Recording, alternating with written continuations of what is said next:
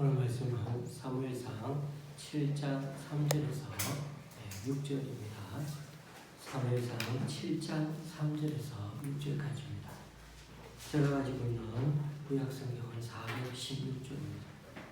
사무엘상 7장 3절에서 6절입니다. 사무엘상 7장 3절에서 6절입니다. 7장 3절에서 6절입니다.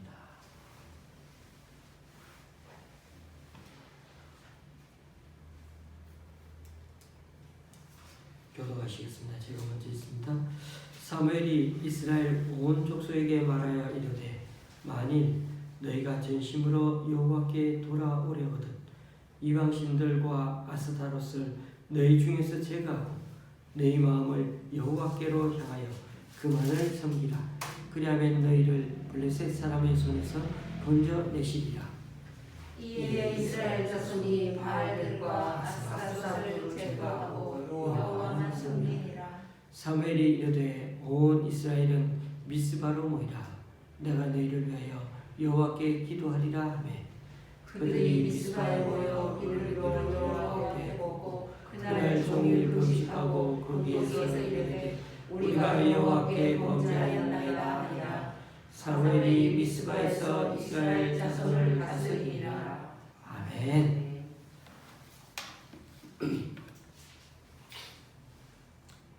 사무엘서 말씀을 묵상할 때 우리가 늘 놓치지 말아야 하는 게 한 가지 있습니다. 하나님은 왕이시다는 말씀입니다. 하나님이 왕이시다. 이스라엘 백성들이 가나안 땅에 정착해 살 때부터 그들은 주변 나라에서는 모두 왕이 나라를 다스렸습니다. 그런데 유일하게 이스라엘만 사사를 세워서 가끔 매우 중대한 일이 터졌을 때 하나님을 대신해 리더십을 발휘했습니다. 왕도 있고 신하와 또 군대도 있었습니다. 그러나 이스라엘은 지파별로 자치적으로 흩어져 살 뿐 상설 군대도 없었습니다. 그래서 그들은 적이 쳐들어올 때마다 다시 군대를 조직해서 전쟁에 나서야 했습니다. 이들은 다른 나라가 많이 그런 걸 보면서 많이 부러워했고 결국 8장에서 왕을 세워달라고 사무엘 선지자를 쪼르는 장면이 나옵니다. 그러므로 사무엘서는 이스라엘이 왕정 시대로 넘어가기 전에 과도기 시대에서 어떻게 왕을 세워나가는가를 보여주는 부분입니다. 여기서 우리가 늘 잊지 말아야 하는 사실은 사람들은 아무리 인간 왕이 세워지기를 원하지만 하나님은 인간 왕을 세우도록 선지자를 또 보내주셨지만 그러나 진정한 왕은 하나님밖에 없다는 사실을 절대 잊지 말라고 강조하셨다는 것입니다. 이것이 인간과 하나님 사이에 아주 크다란 생각 차이가 있다는 것입니다. 이미 우리가 살펴본 대로 엘리 제사장이 국가 지도자로 있던 시대에 이스라엘은 블레셋과의 전투에서 패배하고 주님의 언약궤까지 빼앗겼습니다. 엘리의 두 아들 홈니와 비나스도 전사했습니다. 거기다가 언약궤를 빼앗겼다는 그 소식을 전해 들은 엘리는 충격으로 쓰러져 죽고 말았습니다. 이스라엘 백성들도 언약궤가 적의 손에 들어갔다는 것을 듣고 엘리의 그 며느리처럼 이가봇 여호와의 영광이 떠난 것으로 생각하고 다들 그때부터 절망했습니다. 이제 아무 소망이 없구나. 그러나 아주 의기양양하게 언약궤를 약탈해간 블레셋은 자기들 신상 옆에 떡하니 두었지만 그때부터 그들은 오히려 신적인 두려움에 사로잡혔습니다. 언약궤가 있는 곳마다 큰 병고가 일어났기 때문입니다. 다곤 신상이 무너지고 악성 종양이 일어나 사람들을 무지하게 괴롭혔습니다. 블레셋 사람들은 언약궤를 통해 나타나는 이런 하나님의 임재를 느끼게 되었고, 그래서 더욱더 블레셋 사람들은 두려움에 빠졌습니다. 우리가 5장과 6장에 읽어보면 그들은 여기서 5장과 6장 사이에 여호와의 손, 하나님의 손 또는 그의 손이라는 말을 7번이나 사용할 정도로 하나님을 엄청 두려워했습니다. 대표적으로 5장 11절에 보면 하나님의 손이 엄중하시다라는 표현이 나오는데, 이것을 직역하면 하나님의 손이 아주 무거웠다라는 말입니다. 여기서 무겁다는 말이 주일에 제가 말씀드린 대로 카베드입니다. 영광, 카보드라는 말이 여기 무겁다라는 말에서 나왔다고 말씀드렸죠. 이가봇이란 말도 카보드가 이자하고 카보드가 결합된 말인데, 영광이 떠났다, 영광이 없다라는 말이라고 했죠. 어쨌든 하나님의 손이 꽉 무겁게 내리누르니까 이런 엄청난 환난을 당한다는 게 블레셋 제사장과 복술자들의 생각이었습니다. 블레셋 사람들도 언약궤에 하나님의 영광이, 하나님의 능력이 임했다는 것을 알고 있었던 거죠. 결국 블레셋은 언약궤를 이스라엘에 반환하는 조치를 취했습니다. 이대로 뒀다가는 자기들 다 죽는다는 거죠. 그들은 먼저 반항하기 전에 속건 제물을 하나님께 바쳤습니다. 그리고 아직 멍에를 메어본 일이 없는 어미소 2마리를 끌다가 새로 만든 수레를 끌게 하고 그 위에 주님의 궤를 싣고 가게 했습니다. 우여곡절 끝에 그 언약궤는 기럇 예아림 사람 아비나답의 집에 머물게 됩니다. 쉽게 말하면 블레셋 국경지역을 넘어가서 국경지역 근처에 이스라엘 땅에 도달했다는 것입니다. 거기서 장장 20년을 언약궤는 머물러 있었습니다. 여기까지가 바로 7장 2절까지의 내용입니다. 하나님의 언약궤는 하나님의 언약궤는 그렇게 힘없이 빼앗겼는데, 그 언약궤가 오히려 그 언약궤를 빼앗아간 블레셋이 된통 하나님의 영광을 경험하고 엄청나게 환난을 당했습니다.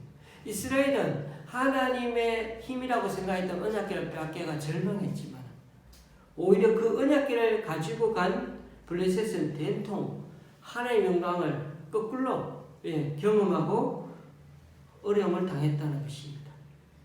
이스라엘로서는 오히려 빼앗긴 게 이제는 이득이 되어버렸습니다.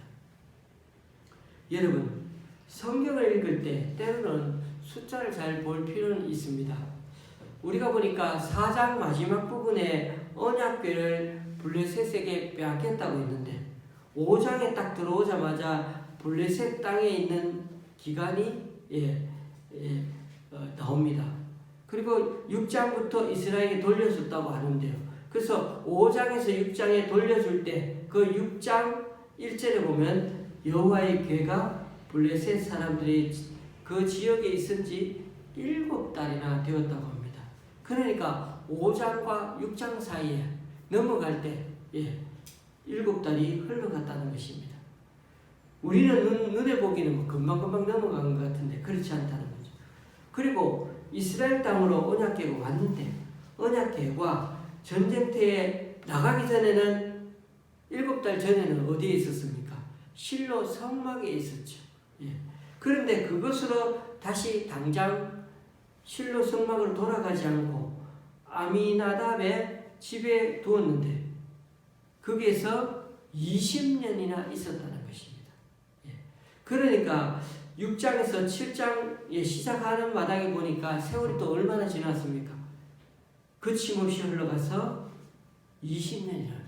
그래서 사무엘 때 이제는 7장에 나타나는 사무엘은 어린 사무엘이 아닙니다. 이제 어느 정도 나이가 들었습니다. 그래서 이스라엘 사람들은 하나님을 바라보도록 이끌어가는 그런 선지자 역할을 잘 감당하고 있었습니다. 그런 사무엘이 이렇게 외칩니다. 3절 만일 너희가 전심으로 여호와께 돌아오려거든 이방신들과 아스타롯을 너희 중에서 제거하고 너희 마음을 여호와께로 향하여 그만을 섬기라. 그리하면 너희를 블레셋 사람의 손에서 건져내시리라. 하나님이 이스라엘 백성들을 가나안 땅으로 인도해 오시면서 가장 걱정하신 것이 바로 종교 혼합주의였습니다.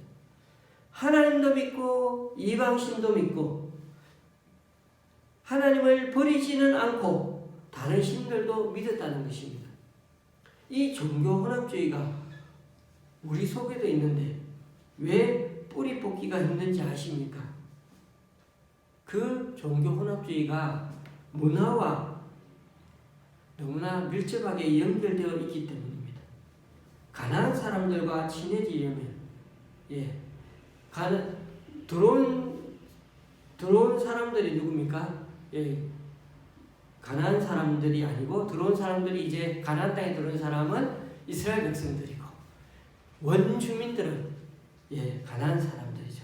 그러니까 원주민들과 친해지려면 이들이 친해지려고 그들의 종교의식에 한두 번씩 참가하게 된 것이고 그 사람들 생활 풍습과 문화를 존중하려고 했던 것이죠.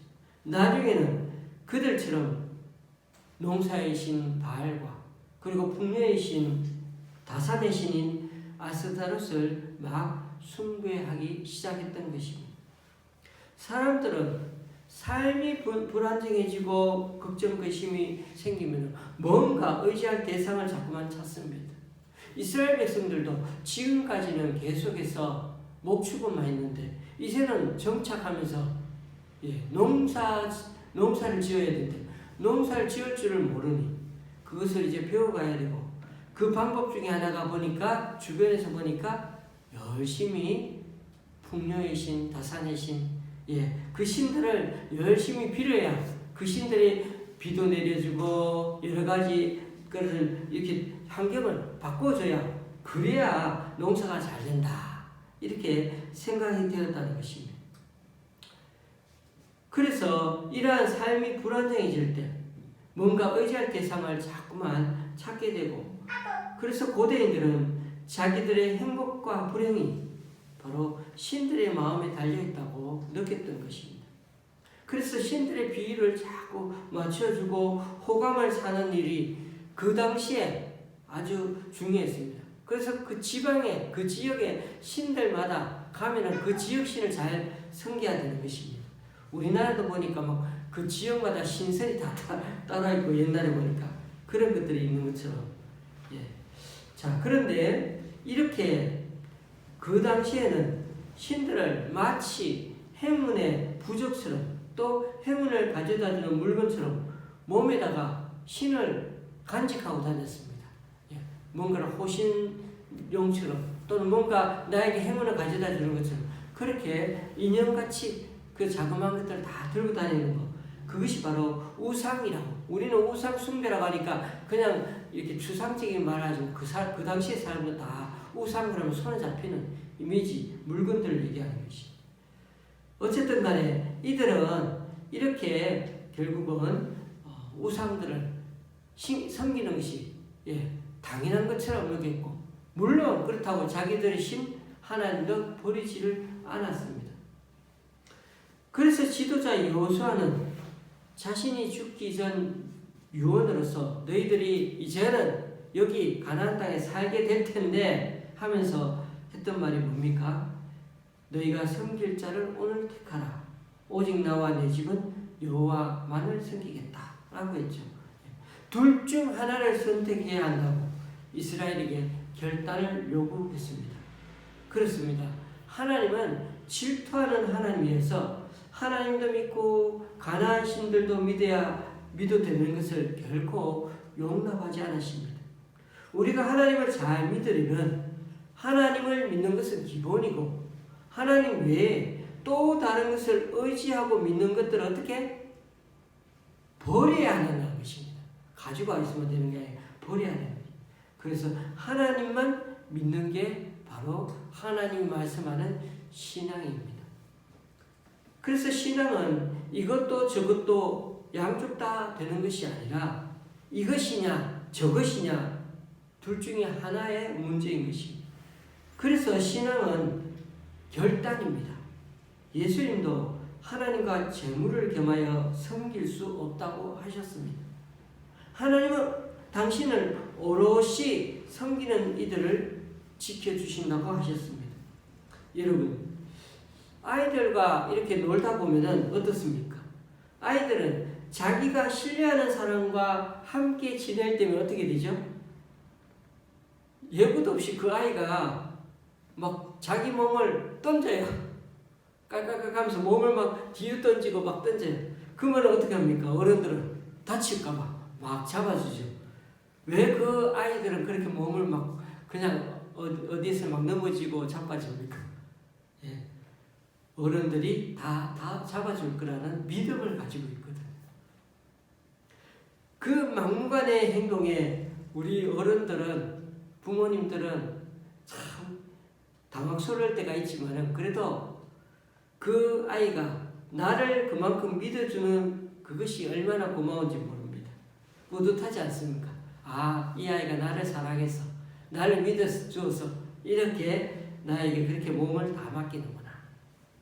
그런 점에서 하나님은 하나님 당신께만 희망을 두고 사는 사람들을 반드시 지켜주신다는 것입니다.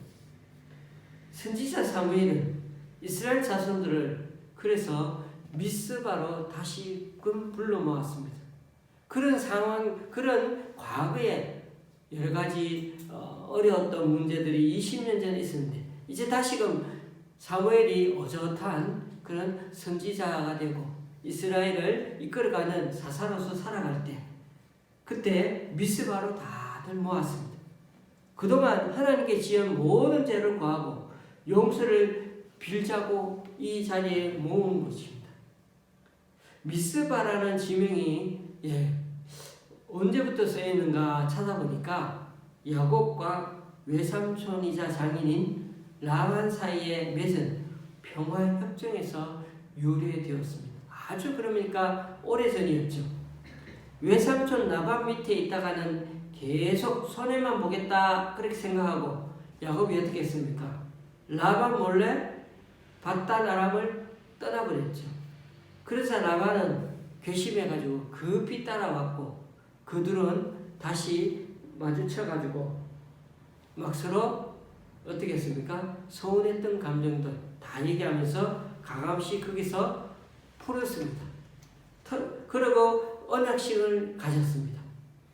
라반은 그곳을 부르기를 여갈 사하두다라고 불렀습니다. 이건 아람어죠. 아람어. 라반이 살던 곳이 아람어를 썼기 때문이죠. 그에 비해 야곱은 갈렛이라고 불렀습니다. 이것은 히브리어로 갈르했습니다.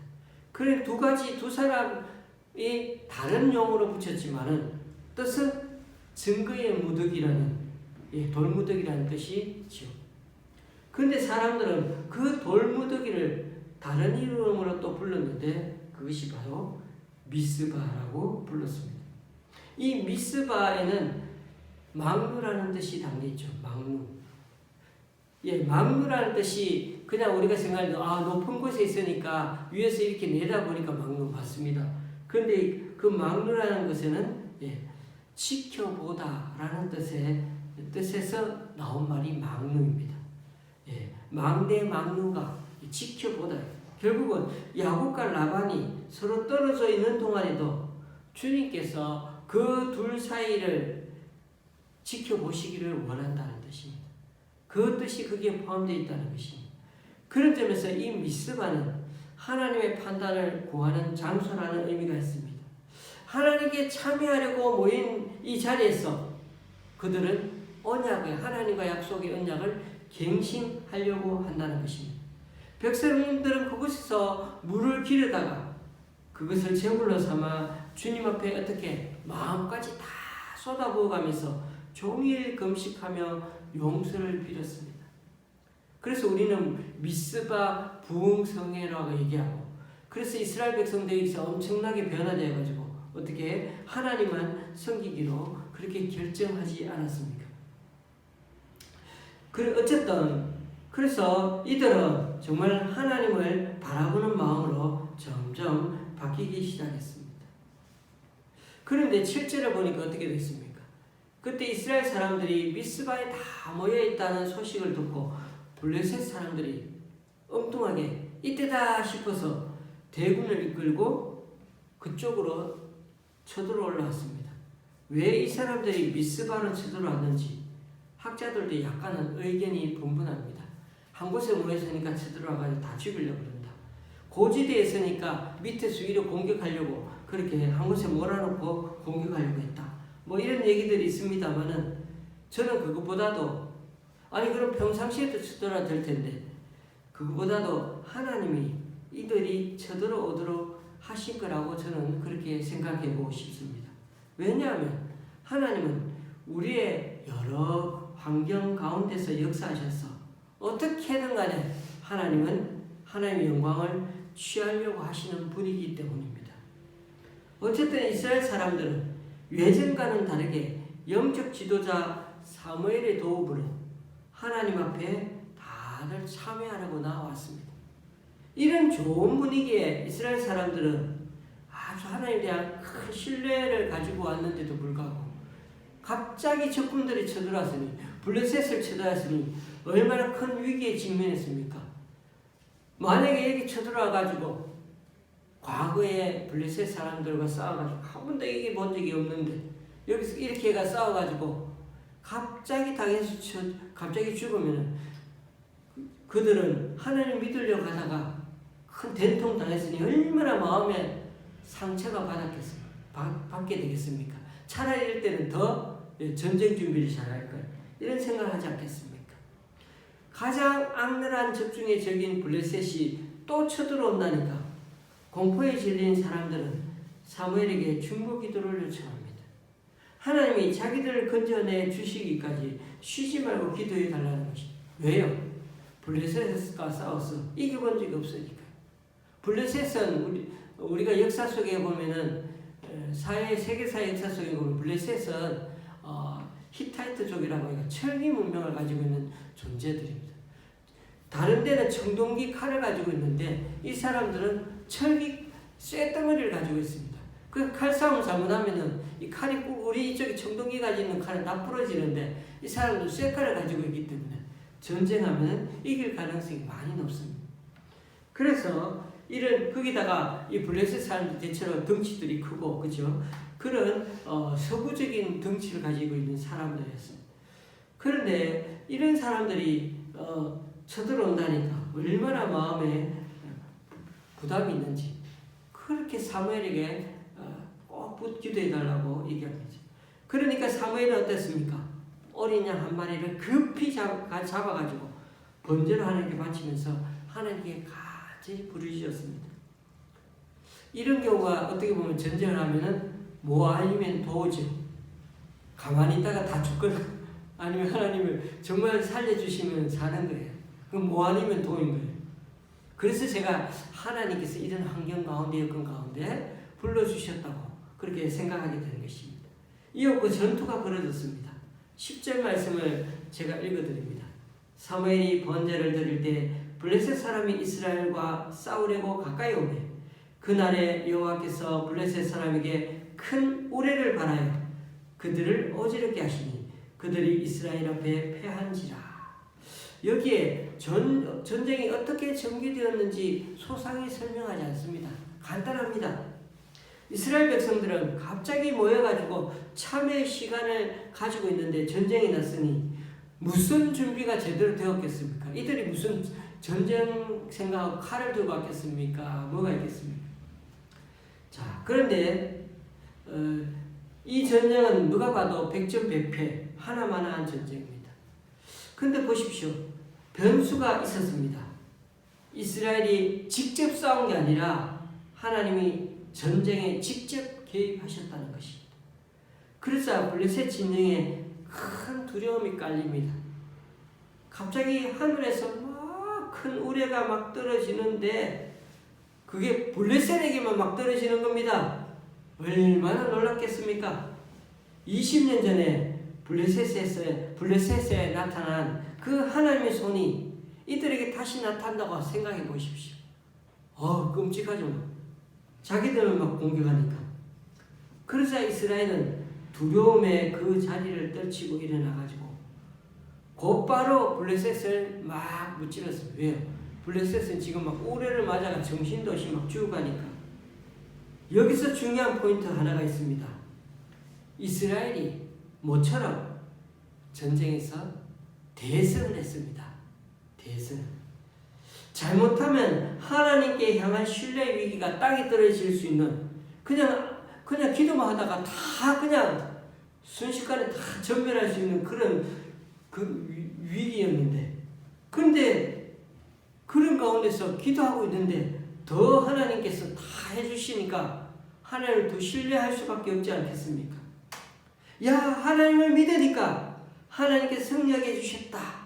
이 확신이 자기들 눈에 분명했어요. 우리는 칼도 없었고 우리는 뭐 싸울 것도 없었는데 이겼다. 그게 막 마음에 너무 감사가 있고 기쁨이 생겨요. 사무엘과 백성들은 그 승리를 기념하기 위해 돌비를 하나 세우고는 에베네셀, 도움의 돌이라고 이름 붙였습니다. 여호와께서 여기까지 우리를 도우셨다. 어디까지요? 여기까지. 인생의 가장 위험한 순간을 말이에요. 이제는 내가 죽었다 하는 그 순간에 그때 하나님이 바라보고 있으니까 끝까지 하나님을 바라보니까 하나님이 책임져 주시더라. 여기까지 우리를 지켜주시더라는 신앙이란 그런 거죠. 한번 데이면은 그 데인데가 따가워가 힘들어가지고 상처가 생겨요. 또다시 블레셋에게 또 오니까 겁나고 막 두렵고 피하고 죽었다 이 생각인데 그 대인대였던 그것을 하나님 어떻게 다시 낫게 해주시고 다시금 승리하게 해주시고 회복하게 해주시니까 다시 그 블레셋이 찾아와도 승리할 수 있다는 믿음이 생기는 거죠. 그 이처럼 우리가 신앙에서는 가끔씩 이렇게 하나님의 이름으로 승리하는 경험이 있어야 믿음도 성숙해 가는 것입니다. 그런데 교우님들, 에베네셀이라는 말은 4장 1절과 5장 1절에도 등장합니다. 지금 우리는 7장이죠. 그런데 4장 1절, 5장 1절에 나옵니다. 그곳에 나오는 에베네셀도 이스라엘이 블레셋과 전투를 벌이기 위해 진을 쳤던 곳을 에베네셀이라고 얘기했습니다. 어떻게 보면 그렇죠. 지금 어떻게 해서 에베네셀이 됐다고 7장에서 얘기하고 있는데 이 성경 기자는 이미 에베네셀을 알고 있기 때문에 4장 1절에서도 5장 1절에서도 쓰고 있죠. 이 단어를. 어쨌든 간에 이 에베네셀이라는 말을 썼는데 이것은 이스라엘이 블레셋과 전투를 벌이던 그 진을 쳤던 곳입니다. 그런데 그것보다도 더 중요한 것은 이들이 기억하는 에베네셀은 어떤 곳일까요? 이스라엘이 블레셋과 전투를 해서 늘 패했던 곳, 법궤를 빼앗겼던 장소, 이 생각이 얼마나 가지고 있었던 장소인지 모릅니다. 아픈 기억과 상처가 있는 곳이었다는 것입니다. 신앙적으로도 자신들이 엄청 그렇게 절망스러워졌던 나락으로 떨어졌던 곳이었다는 것입니다. 그런데 그곳이 이제는 어떻게 해요? 하나님의 도우심과 능력을 증가하는 장소로 다시금 하나님이 뒤바꿔 주셨습니다. 얼마나 마음이 이제는 후련합니까? 우리 인생에 이렇게 역전된다면 얼마나 마음이 기쁘겠습니까? 이스라엘은 이제 패배의 인생에서 블레셋을 이겨냈다는 그 후련함이 가슴에서 막 차오르는 것을 느끼게 되는 것입니다. 우리가 여기 이르기까지 주님께서 도와주셨다. 그래서 이 에베네셀의 깊은 울림과 감동이 이스라엘 백성들에게 남게 되었던 것입니다. 살다 보면 우리도 이런저런 쓰라린 경험을 할 때가 참 많습니다. 차마 남에게 드러낼 수는 없지만 상처 없는 이가 없습니다. 신앙이란 그런 아픔, 상실, 상처, 치유 이런 자리를 다시금 어떻게 해요? 영광의 자리, 감사의 자리, 회복의 자리로 바꾸어 주는 분이 우리 하나님이시라는 겁니다. 물론 거기에는 하나님이 개입하시고 돌보심이 꼭 필요합니다. 욥이 항상 당하고 곤란 당하고 어렵 당하고 정말 죽음 직전까지 얼마나 많은 고통을 당했습니까? 그렇지만 욥이 그렇게 어려움을 당해도 하나님이 욥에게 울타리를 쳤습니다. 그래서 그 울타리 때문에 항상 사탄이 하나님 앞에 그렇게 얘기를 했습니다. 하나님께서 저 울타리를 욥에게 든든히 쳐주셔가지고 그래서 하나님께 쳐주시니까 이 욥이 지금 이렇게 살고 있지 않습니까? 그 울타리 다 걷어내 보십시오. 그러면은 욥이 당장 하나님 원망하고 하나님 버리고 딴 데로 살 겁니다 라고 했던 것이죠. 교우님들, 욥이 다른 울타리는 다 자기가 하나님 지켜주신 것 다 넘어지고 풍랑이 날아가고 다 무너지고 빼앗겨도 하나님께서 나를 지금까지 목숨 지켜주시고 지금까지 여기 있게 하셨다는 그 생각만은 욥이 절대로 버리지 않죠.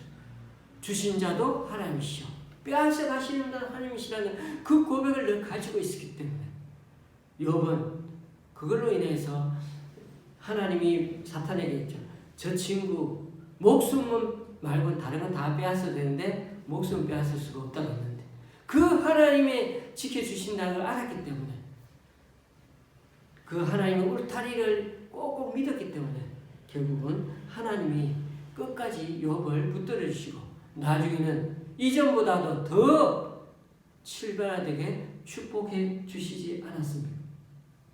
교우님들, 이처럼 어려움이 없었다면, 눈물이 없었다면 여기에 이르기까지 주님께서 우리를 도와주셨다라는 이런 고백이 터져 나올 수가 없는 것입니다. 그래서 욥은 그 누구보다도 참 어려운 자였지만 그 누구보다 더 많은 고통과 고난, 어려움을 당했지만 그러나 끝까지 하나님을 바라보았더니 하나님께서 영원히 그의 산성이 되어주시고 울타리가 되어주셨던 것입니다. 교우님들, 오늘 6절 말씀에 보니까 백성들이 한 마음으로 하나님께 회개하고 있으니까 이것을 가지고 성경은 사무엘이 이스라엘 자손을 다스린다라고 말씀하고 있습니다. 성경에서 말하고 있는 진정한 왕은 말씀으로 다스리는 사람들입니다. 하나님의 말씀으로 하나님께 그 마음을 모으게 하는 사람, 그 사람이 바로 다스리는 사람입니다. 사무엘은 비록 왕은 아니었지만 선지자였고 이스라엘의 마지막 사사이기도 했습니다. 사사는 인간 왕처럼 사람들을 모아서 군대를 조직하고 그래서 강력한 힘으로 백성들을 제압하고 다른 나라를 쳐들어가는 일을 하는 것은 아니었습니다. 하나님은 사사를 세우셔서 어떤 걸 했죠? 하나님을 대리하여 백성들의 마음을 하나님께로 모으는 일, 그게 사사들이 백성들을 다스리는 것이었습니다. 13절에 보면 여기에도 하나님의 손이 나오죠. 여호와의 손이 사무엘이 사는 날 동안에 블레셋 사람을 막으셨다고 말입니다. 블레셋 사람들에게 빼앗겼던 그 성읍들까지도 그들에게서 다시 다 찾아왔고 그제야 평화가 찾아 돌아왔다고 얘기하고 있습니다. 이것이 바로 인간 왕이 있어야 하는 본질이요 목적입니다. 왜 하나님께서 인간 왕을 세우시려고 하는지 그 본질은 바로 인간 왕을 통해서 참된 하나님의 평화를 주고 그리고 하나님이 그 인간 왕을 통해서 진정한 평화를 맛보게 하기 위한 것이었습니다. 그러니까 중요한 것은 왕이 드러나야 하는 것이 아니라 하나님을 바라보게 하는 것이 왕의 역할이었습니다. 그럴 때 왕이 평화를 가져다 주는 게 아니라 진정한 왕 대신 하나님이 우리에게 평화를 주시는 것입니다. 7장 마지막 말씀인 15절에서 17절까지 말씀을 보십시오. 사무엘이 이스라엘을 다스렸다는 말이 여기에 3번이나 더 나옵니다. 3번이나. 그러니까 오늘 이 7장만 봐도 4번씩이나 사무엘이 이스라엘을 다스렸다는 말이 나오죠. 제가 다시 말씀드립니다만 사무엘은 왕도 아닙니다. 그에게는 백성들을 통치할 만한 군사력도 없습니다. 그에게는 오직 하나님을 바라보게 하는 목자의 심정을 가진 사람이었습니다. 그는 베델, 길갈, 미스발 같은 지역을 순회하고 돌아다니면서 늘 하나님의 말씀을 전하는 목자의 심정을 가진 진짜 목회자 같은 사람이었지, 사람들을 움직여 전쟁을 통솔하는 그런 리더십은 아니었습니다. 그럼에도 불구하고 하나님은 진정한 인간 왕이 가야 할 길을 보여주셨습니다. 세상 인간 왕은 어떻게 해야 하는지 그건 모르고 하나님 원하시는 이스라엘의 인간 왕은 인간 왕을 세우듯 하나님이 왕이 되신다는 사실, 하나님이 왕이 되신다는 이 사실을 늘 유념하고 사는 자를, 그런 인간 왕을 하나님은 택하기를 원하셨다는 것입니다. 말씀을 믿습니다. 하나님과 사람 사이에는 늘 이처럼 생각 차이가 큽니다. 우리는 조금만 착한 일, 선한 일, 의로운 일, 내세울 만한 일을 하면 가만히 못 있습니다. 드러내고 싶어하고 다른 사람들 앞에서 대장질하고 싶어합니다. 심지어 남이 더 대단한 걸 자랑하면 질투하기도 합니다. 그러나 하나님은 늘 전체 공동체를 생각하십니다. 또 하나님 나라를 생각하십니다. 자기 유익과 사심을 갖고 사는 사람과는 너무나도 다른 마음을 갖고 계신 분이 하나님이십니다. 하나님은 천지 창조 때도 사람을 만드실 때 하나님을 위해, 이 지구를 위해 헌신하고 섬길 수 있도록 그렇게 사람을 청지기로 부르셨습니다. 그런데 사람은 자꾸만 그 역할을 넘어서서 하나님처럼 되려고 하는 그런 자만심을, 교만함을 가지는 것이 늘 문제였습니다. 하나님은 오늘 이 사무엘을 통해 이스라엘의 진정한 일꾼이 어떠한 사람이어야 하는지를 우리들에게 보여주십니다. 부디 우리도 오늘 이 말씀처럼 말씀에서 떠난 삶을 사는 사람들을 미스바에서처럼 주님께로 그 마음을 돌리고 오직 하나님을 바라볼 수 있게 하는 그런 우리들로 살아가는 저와 여러분이 되었으면 좋겠습니다. 기도하시겠습니다.